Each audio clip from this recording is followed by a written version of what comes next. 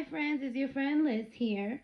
Today I'll be talking to you guys about when to get rid of your spouse's things after they passed away. Well, I have a very weird story, and um, it happened 3 weeks after the funeral, after the burial. Everything was trying to get back to my normal life, whatever normal life that is. And the weirdest thing happened. At that time, I fell down and I fractured my arm.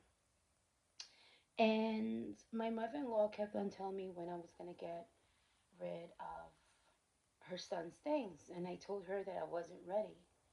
So the next day, I wasn't ready. There's two type of people. Either you get rid of their stuff after the funeral, or you just wait until it's the time, until your time, until you decide on when it's your time that you want to get rid of it. So the weirdest thing happened the next day. I woke. No, actually, I had a fractured arm, as I stated before, and I was under medication. I wasn't feeling good, and my arm was killing me. And I laid down just to take a nap, and then I heard this loudest noise, like a real loud noise. And I'm like, what the heck is that? And I'm like, I was calling out for the boys. I asked the boys if everything was okay. No answer. I asked my mom in law if everything was okay. She didn't answer me. And I asked my mom and sister because at the time they were there with me. And my sister came upstairs and she was like, "Did you hear that noise?" I'm like, "Yeah." So I'm like looking around to see what the noise was. My sister looked in the backyard. Everything was okay. And when I opened up my closet, the weirdest thing happened. On my side of my late husband, the closet was on in half. The closet was in half. All his clothes were on the floor. The whole the whole closet on his side, because we shared closets, it was a walk-in closet. His whole closet was like destroyed. And I'm like, "Oh my god." I was in shock. I could not believe what I was seeing. I left it alone. I took a deep breath because I'm like, what? I just couldn't believe it. So I left it alone and I was trying to figure out what to do with his things. And I couldn't believe that the closet was half broken. I wish I took pictures at the time, but let me tell you, everybody was in shock. They couldn't believe what happened. And they asked me if I did that. I was like, no, I didn't do that. I just couldn't believe how this closet, and it was made out of wood. It was like we organized the closet and we designed the closet how we wanted to. So in the closet, it had different shelves, and all the shelves were broken on his side. The banister where you put your clothes in, that was broken in half. And my family was asking me like, did you get angry? Did you, because you do have your angry moments in grieving. That's the reality. And I was like, no. I just woke up. I was laying down. I woke up to hear that noise. So at the time, um, I left it alone. And my friend, one of my best friends, was coming to see me. I had to show her. I said, "Look at my closet. Look how the side of the closet, how it is. It's like completely broken." And she was like, "My God, that must be a sign for him, for you to get rid of his things."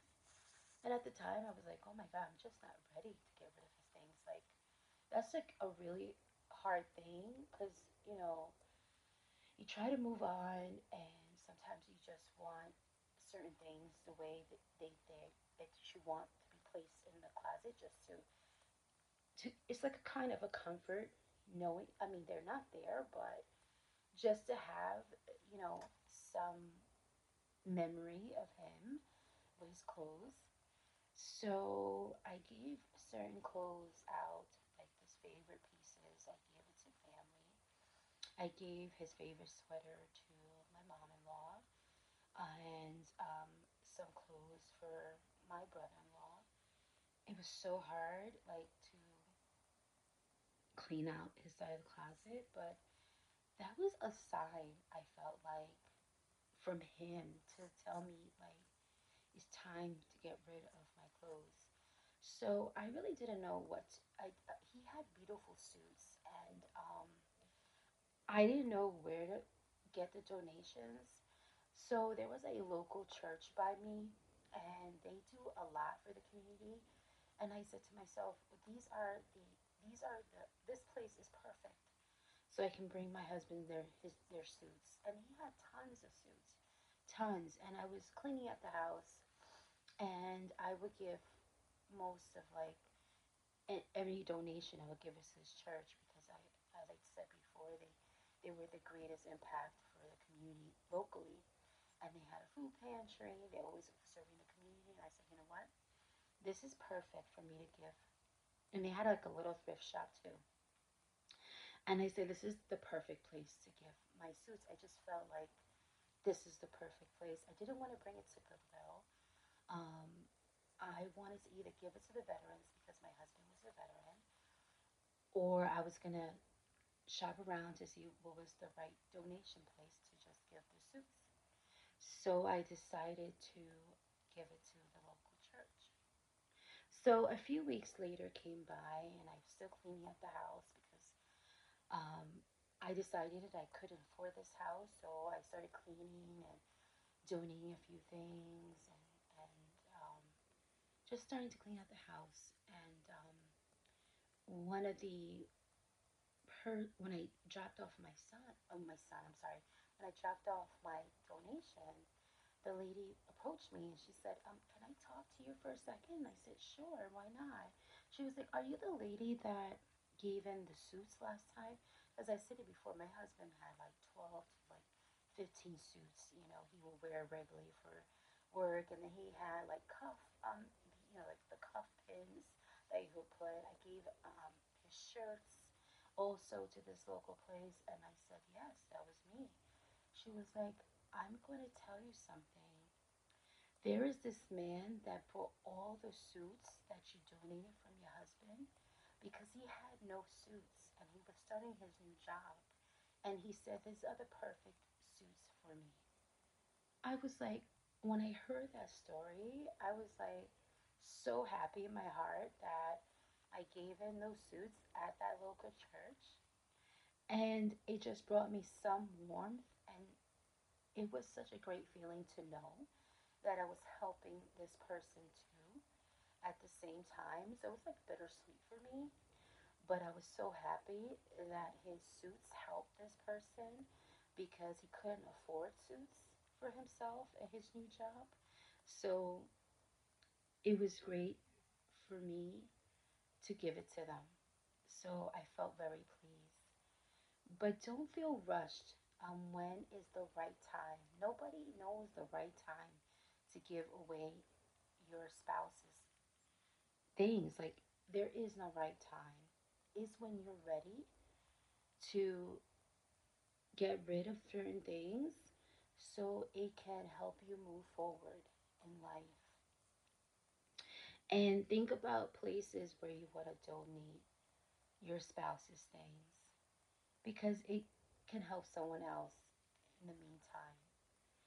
So I just wanted to share that story with you guys. And I want you to know that there's never a right time. It's when you are ready to get rid of their things. So either it can help the community and it can help you as well because you're serving a good thing by helping others, even though it's not the greatest time for you. So until next time, thank you for watching.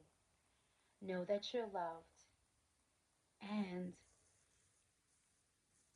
take a deep breath when you're getting rid of your spouse's things. And make it like a great, before I let you go, make it like a great celebration. Invite your friends.